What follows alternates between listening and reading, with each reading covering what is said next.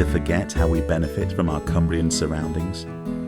They give us the resources we need, like food, water and materials. We enjoy a playground of unique landscapes and rich biodiversity, and thrive on the vibrant tourism industry that is a result.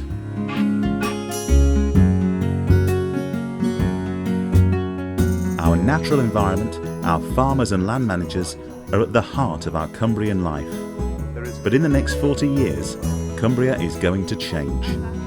The Common Agricultural Policy, or CAP, is due to be reformed in 2013, responding to the new economic, social, environmental and technological challenges facing our society. This will have a huge impact on Cumbria and is one of a number of challenges that agriculture will face in the coming years. Cumbrians are a hardy crew really, and especially the upland farmers, and we can thrive if we work together with Natural England. A lot of common sense is used.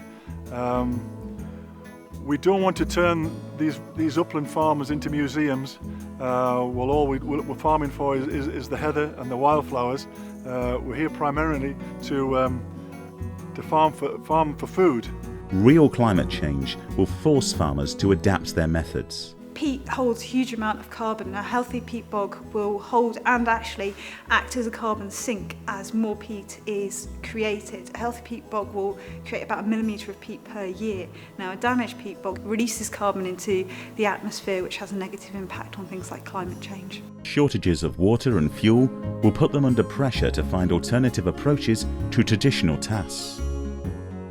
Yeah, well, they're doing a lot on the energy side of things. So they've got 3 hydro schemes that they're planning. I think one's supposed to go ahead this year, probably coming in online in a couple of years' time, because obviously there's quite a lot of investment to make. And if those 3 go ahead in the next few years, then that will make the whole of the northwest region, which is from sort of Warrington up to Carlisle, carbon neutral. So it's it's a massive thing for the trust, and it's a big aim of theirs. We'll also look at quite a few smaller solar things for local offices and things where it's going to be cost effective. Funding will also work differently as policies change and money is stretched to support a tougher European Union. I have some concerns about the long-term future of this landscape. And that's basically because so much of what happens on here is determined by outside support, so both European and government exchequer funding, if you like.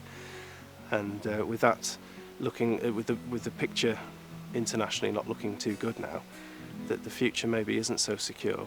So there may be less money available for these sorts of areas in the future. My concern is that some of the good work that's being done now may not be able to be carried on if sufficient levels of funding are not available. We have to accept that changes are necessary to support our lives, our livelihoods and our landscape. I think there is a good future for hill farming in Cumbria. Farmers generally have an optimistic outlook on life, and I think that without that perhaps sometimes they wouldn't persevere. I think we've got to achieve a balance between food production and environmental management, and I think that's the key. And sadly, at present time, without that the funding and support that we get, then it isn't viable. So the people who are in charge of the money basically need to make decisions about what sort of value they put on the environmental benefits that this type of farming brings to the area. But as long as we can achieve that balance, as I say, I see a good future. We need to balance biodiversity with sustainable farming, balance common grazing with water catchment, balance tourism with ecosystems. Farmers, I find, are immensely innovative, immensely intuitive, and a lot of what they do, although it seems to come out in a practical way, are actually like skills for life. If we can work together in our food production and in the way in which we present and manage the landscape, I think that's really, really the healthy way forward. Ruskin had a lovely model for this, which was to think of a tree If it arranged all its leaves in one vertical line, only one leaf would be producing anything. Everything else is competing for that same bit of sunlight. Whereas if you, as a tree does, every leaf gets the optimum chance to thrive. It supports a very big organism, and I think that's a wonderful vision and model for the future of the Lake District and of Cumbria. There are plenty of reasons to be optimistic, especially as Cumbria has a history of this sort of cooperation on the land.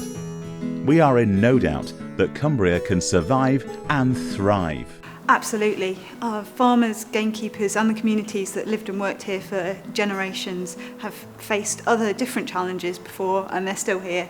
I think there's a general acceptance nowadays that this landscape provides a lot more than just an area to farm, if you like. And the phrase ecosystem services means to me that all the other benefits, the intrinsic benefits, the more measurable benefits such as water quality, it encompasses all of those things. And I think people are looking at the investment of public money through agri-environment schemes to deliver a lot more. I've been all over the country and different parts of the world and always come back here and think, well, there's not much better places to live really. So it's our responsibility to understand, appreciate and support the steps that farmers and land managers are taking towards a sustainable future for Cumbria.